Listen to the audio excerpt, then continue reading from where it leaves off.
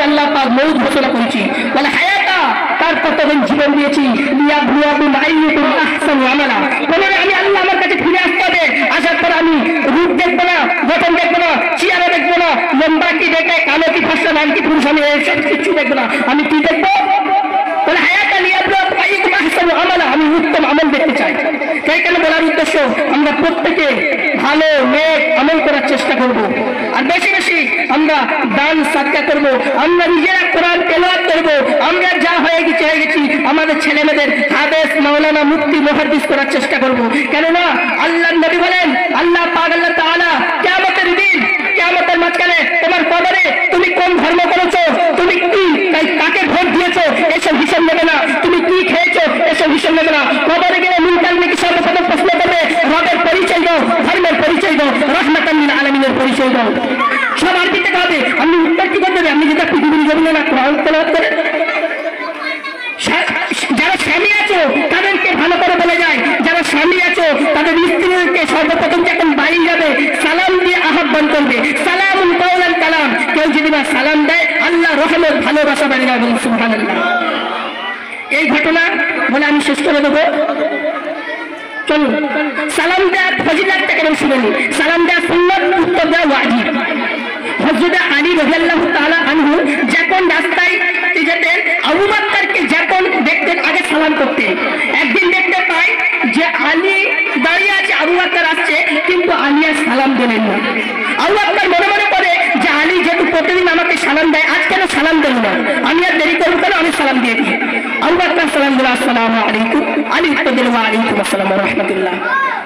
আলী উত্তর দিয়ে বাড়ি চলে গেলেন। আবু বকর নবীর পবিত্র দরবারে গিয়ে যাওয়ার পরে আবু বকরের মনটা খারাপ। নবী আমার বলে, আবু বকর তোমার মনটা খারাপ কেন? আবু বকর বলছে, ইয়া হাবিবাল্লাহ ইয়া রাসূলুল্লাহ, হুজুর তো না, তো মন খারাপ না। বলে হ্যাঁ তোমার মন খারাপ। আচ্ছা বাপারা বলুন, যে নবীর মায়ের পেটে দেখি জান্নাতের খবর যদি বুঝতে পারে, সে নবী কি বলতে পারে তার সাহাবীদের মন খারাপ কি খারাপ না? তাহলে নবী বলছে, আবু বকর তোমার মনটা খারাপ কেন? তখন আবু বকর বলছে, ইয়া হাবিবাল্লাহ ইয়া রাসূলুল্লাহ, হুজুর কি বলবো, প্রত্যেকদিন আলী আমাকে দেখলে আগে সালাম করতুম, আজ দেখা হচ্ছে সালাম দেয়নি, তাই আমার মনটা খারাপ। আর নবী বলে, আবু বকর আলীকে ডাকো তো। আলীকে যখন ডাকা হলো, আস্তাবির মতো বসে আছে, যেন কোনো দোষ করেছে। নবী বলে, আলী তুমি আবু বকরকে সালাম দিলেন না? আবু বকরের মন খারাপ। ওই সময় আলী রাদিয়াল্লাহু তাআলা আনহু বলেন, ইয়া হাবিবাল্লাহ ইয়া রাসূলুল্লাহ, ইনকে আদমি নেবেন না, আদমি মাফ করবেন। আজ রাতে যেহেতু আমি তাহাজ্জুদ করে একটু আরামে দিয়েছি, আমি আলী রাদিয়াল্লাহু তাআলা আনহু সঙ্গে সঙ্গে আল্লাহর দয়ার জান্নাতটা দেখে বলুন সুবহানাল্লাহ।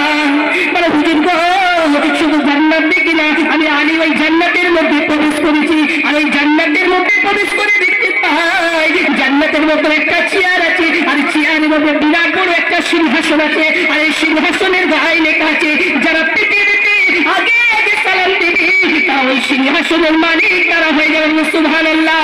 আমি আলী এতদিন না বুঝে সালাম দিয়েছি, না জেনে সালাম দিয়েছি, আজ কোনো স্বপ্নের মাধ্যমে দেখেছি আমি আলী সিংহাসনটা আমার জন্য বরাদ্দ না করে আবু বকরের জন্য বরাদ্দ করে, তাই তাই আমি দাঁড়িয়ে হয়েছি, সুবহানাল্লাহ।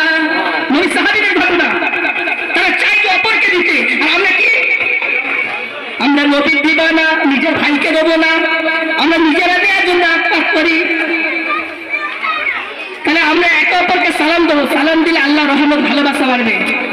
আল্লাহ পাক আল্লাহ তাআলা আমাদেরকে যা বলা এবং শুনিয়েছে এর প্রতি আমল করার তৌফিক দান করুন। ওয়া আখিরু দাওয়ানা আলহামদুলিল্লাহি রাব্বিল আলামিন। এরপরে সম্মানীয় ভাই সাহেব তিনি আল্লাহর রাসূলের কিছু কোরআন হাদিসের কথা বলবে, মনোযোগ আকর্ষণ করবে।